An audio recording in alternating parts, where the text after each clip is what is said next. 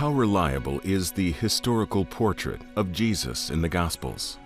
For generations, Leonardo da Vinci's painting of the Last Supper has left us with an impression of what the meal that Jesus shared with his disciples looked like that night before his crucifixion. But how accurate is the Da Vinci classic rendering?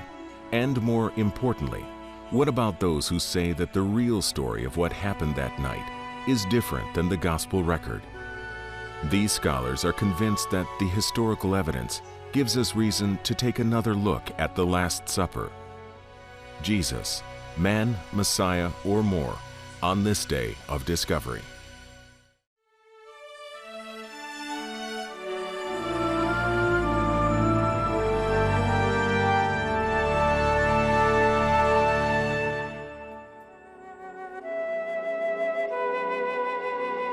For the past decade, these New Testament scholars have been working with historical evidence for key events in the life of Jesus.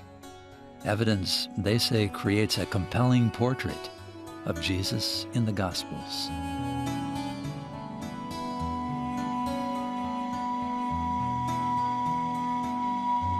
One of the most familiar events in the life of Jesus is the Last Supper. The Last Supper of Jesus with his disciples. According to the Gospels in the New Testament, the meal took place in an upper room.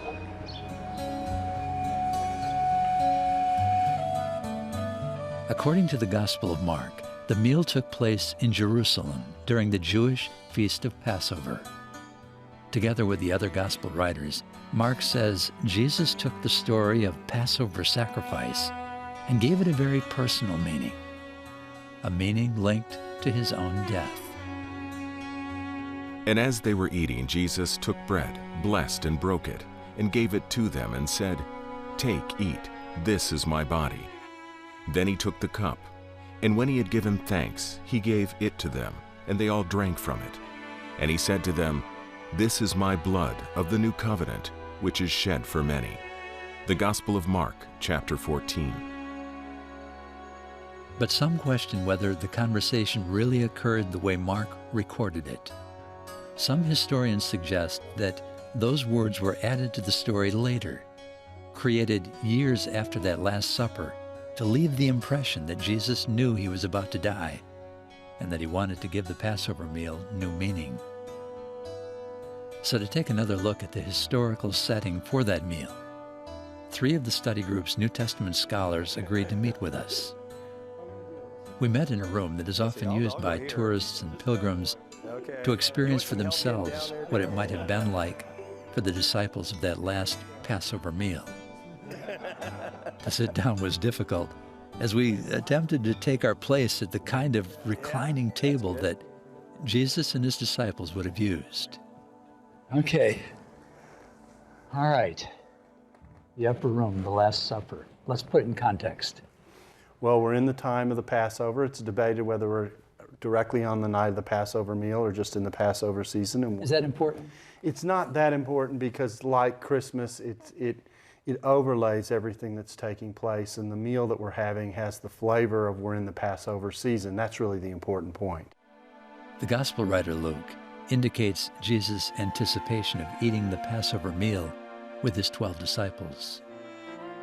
Then came the day of unleavened bread, when the Passover lamb must be killed.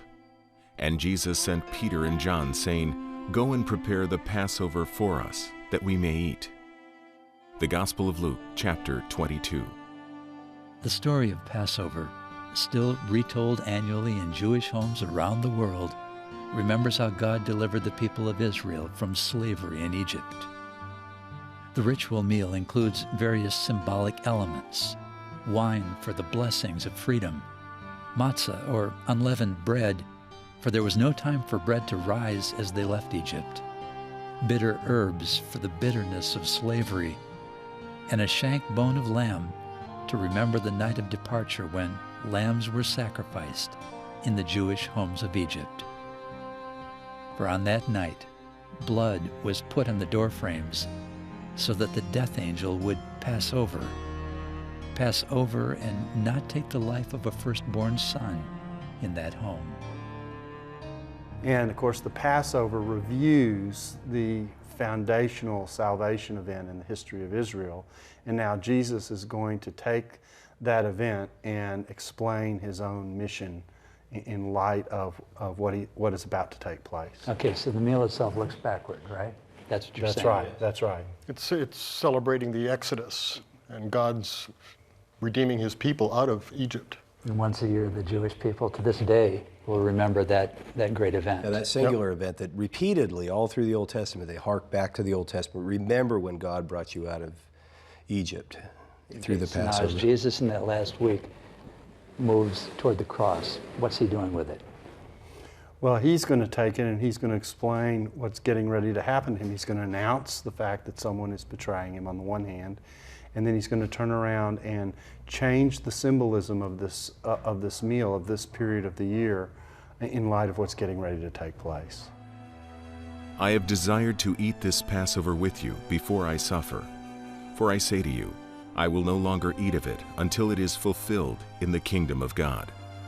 But behold, the hand of my betrayer is with me on the table. The Gospel of Luke, chapter 22. Okay, now you, in your study group, over time, you made this supper an important part of your study, right? Why did you do it? Why did you put attention on this meal? Well, because it gives us Jesus' own view of how he has not only understood his mission and ministry, but now how he understands his own imminent death. Okay, is this a matter of debate, like in the scholarly community? There are a lot of different perspectives, right? Yes, that's true. The one thing that's important here is to realize that the tradition of this meal and what was said at it, it appears in some of our earliest New Testament texts. It's alluded to in 1 Corinthians.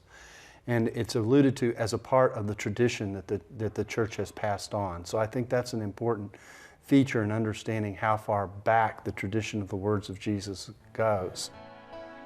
The Apostle Paul wrote his first letter to the Corinthians in 56 AD to followers of Christ living in Corinth, Greece.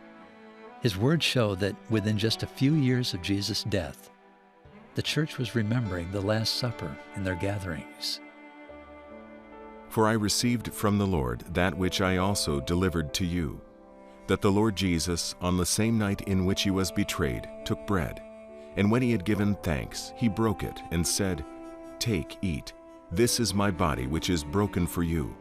Do this in remembrance of me. In the same manner he also took the cup after supper, saying, This cup is the new covenant in my blood. This do as often as you drink it, in remembrance of me. For as often as you eat this bread and drink this cup, you proclaim the Lord's death till he comes. 1 Corinthians chapter 11. Nobody doubts that he died. Nobody doubts really that he was crucified. But what's the reason for that? Was he just simply a martyr? Was this all just accidental? Or did this have to do with something grander in his life's mission? Okay, now how does that relate to the supper? Are you saying that there's a link between that issue Very definitely. and what was happening at this meal? Yeah, what's been going on is that he started several months back with predictions that he was going to be arrested. Jesus began to show his disciples that he must go to Jerusalem and suffer many things from the elders and chief priests and scribes, and be killed, and be raised the third day.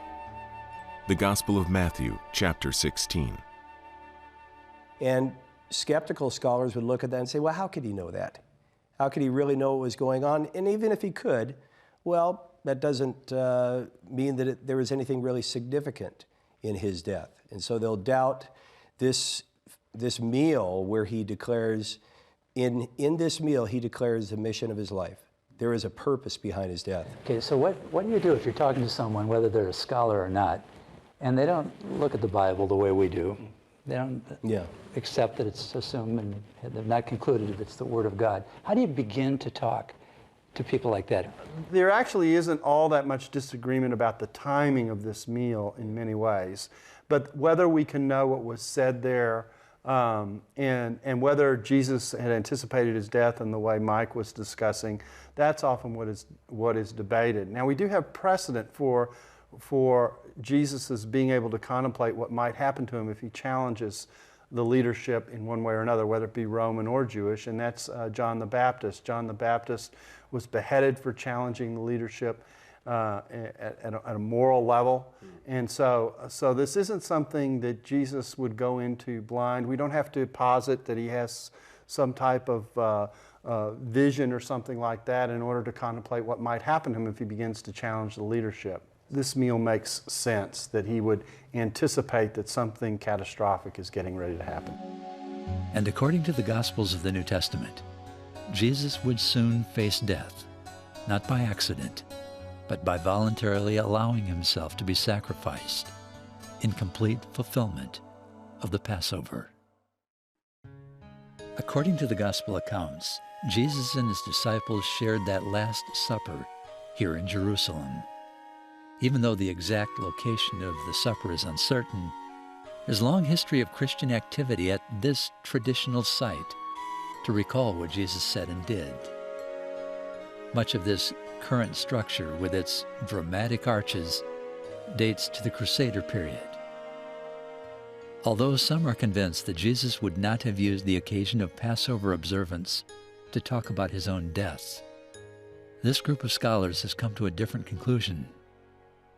And so what we're trying to do is to fit this into its context. What was happening as his ministry unfolded that Going led forward to this rather point? than That's right, backwards. that's right. And in the context of Judaism, the possibility of someone who is righteous being a sacrifice on behalf of the nation in one way or another was beginning to be considered and discussed. And we have a book like 4th Maccabees where this theme is raised. And so even though this is not biblical material, these kinds of thoughts are beginning to enter into Jewish thinking and Jewish consideration. What kind of action does this represent? And in a religion as traditionally rooted as Judaism is, in one sense, the fact that whether it's biblical or not is irrelevant if it's being theologically contemplated. Say that a different way. He's in pain, remember. Pain doesn't excuse everything. Well, that's right. The point here is that Judaism is a religion not only based on Torah, not only based on law, not only based on the first 5 books, not only based on what we call the Old Testament, but it has a tradition built around it. And so these other texts introduce theological ideas that people are contemplating about the significance of events and what they might mean. So when Jesus... So do I understand, excuse me, that you're saying that the issue here is whether or not what happened at this meal fits conceptually and theologically into ideas and anticipations? Yes, ideas, anticipations, or reflections. It may not even be anticipations, just mere reflections about what an act means. And so when a righteous person dies, the possibility of a righteous person dying on behalf of someone is something that Jewish people were beginning to contemplate and to think about and even articulate. That's why I mentioned 4th Maccabees. 4th Maccabees, this book outside the Bible, is an articulation of this kind of an idea. Of a righteous person dying. Dying for the benefit of other people. And of course, the roots of that, if you really want to press it, the roots of that can go into a text like Isaiah 53. So it isn't like it's without biblical roots. And Isaiah 53, for those who don't know, is a passage about the suffering servant and the person who is going to be some kind of a sacrifice on behalf of others is going to die an innocent death. He's going to die unjustly. He's going to die silently. There are all kinds of ideas associated with this. Now, the church develops a lot of this later, but these ideas are there, and this strand of tradition exists. More than 600 years before Jesus, the prophet Isaiah had mysteriously foreseen a righteous servant who, like a sacrificial Passover lamb, would bear the sin of others. Isaiah's description of this person is remarkably specific. He was despised and rejected by men. He was pierced for our transgressions. He was crushed for our iniquities. The punishment that brought us peace was upon him. He was assigned a grave with the wicked and with the rich in his death, though he had done no violence, nor was any deceit in his mouth. After the suffering of his soul, he will see the light of life. Isaiah chapter 53. That's why it's so significant that it's coming at Passover. I mean, this is in the history of Israel, that blood was shed so that people would be covered and that they would then be able to be released from their bondage and find freedom as a new people. And what Jesus is saying is that my death, the blood that I will now shed on the cross, is what will set people free from their sins. It will be a sacrifice, but it will be a sacrifice for their sins, because he is the one who can cover the sins of many, of all. So again, according to the Gospels, Jesus linked this meal to his anticipated death. He wanted it to be remembered as a new memorial, a new covenant. This Passover meal became the first communion observance. According to the Gospel of Mark, it was after that meal that Jesus and his disciples, except for Judas, left Jerusalem and walked down across the Kidron Valley to the Mount of Olives. There, Jesus once again told them what was about to happen. And when they had sung a hymn, they went out to the Mount of Olives.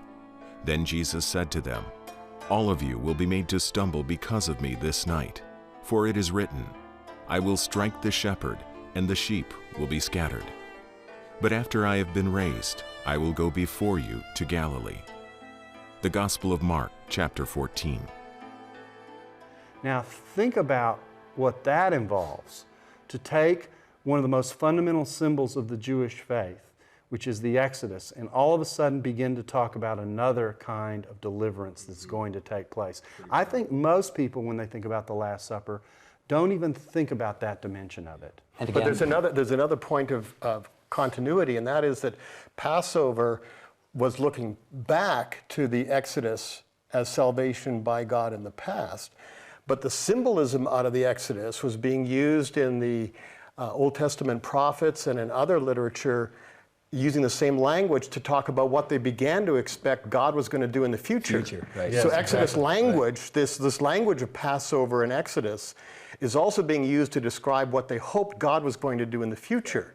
So I think what's happening is Jesus is tapping into a bit of that concept as well. That it's not just purely looking backwards, but it's Jesus is taking these hopes for the future and, in a sense, embodying them in himself. And it is the wrapping around of these ideas around himself that is in some senses, the radical move. Yeah.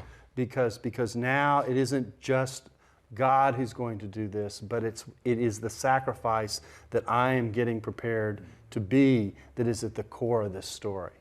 So as Jesus and his disciples come to this meal, all of this anticipation and these ideas really come to focus in the symbolism of the elements, right? Mm-hmm.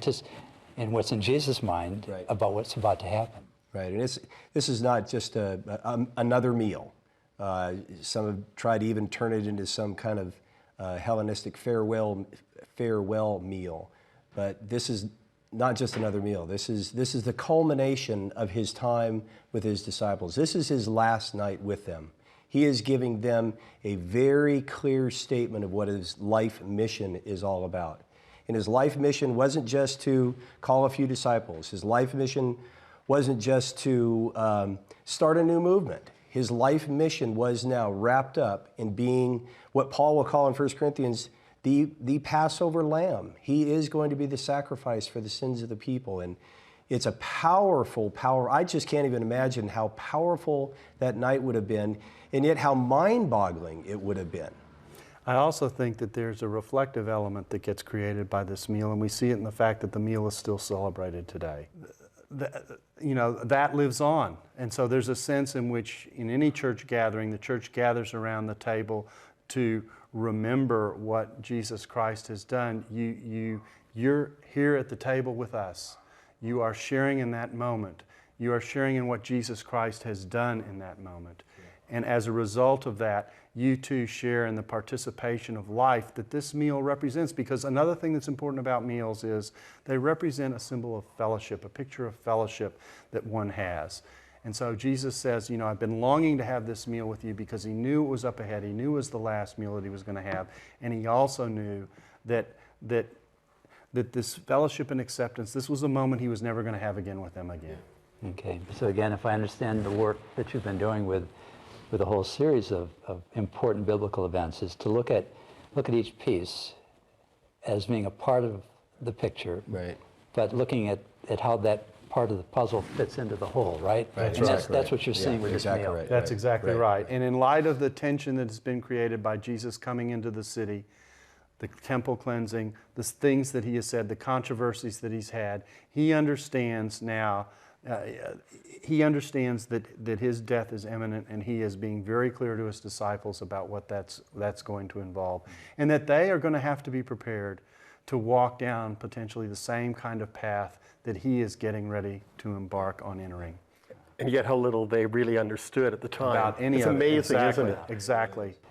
So let me ask you then, man, for those who may have even participated in communion or any different kind of memorial meal as we practice in the Christian faith, but have never really put it together, and now hearing you, what would you like them to do with this? I mean, where do you think these ideas should take us? You know, this has hit me over the years in a powerful way that, you know, so often we just do church. We do ceremonies. We do religious ritual. We may take communion, Lord's Supper, once a month or once a year or once a week. And yet it just becomes so trivial. And if we lose the depth of what Jesus' life was all about, what he came to do, to enter into history as the Son of God, to take on a life that would then be given willingly and sacrificed for us, so that he descended into the hell of torture, of payment of sin, so that I can be free, so that I can find salvation, so all of us can know what it means to be free in Christ. We should never trivialize communion, the Lord's Supper, by just taking a little wafer, drinking a little juice. We should basically weep and then rejoice at what Jesus meant. I think the other part of this meal is what has become attached to it when it gets observed as communion. And that's the idea, in effect, you remember my death until I come again. This is not just about a death. Right. This is about a death that leads into life. It leads into a new life for Jesus in his resurrected form. It leads into a new life to anyone who embraces what Jesus offers.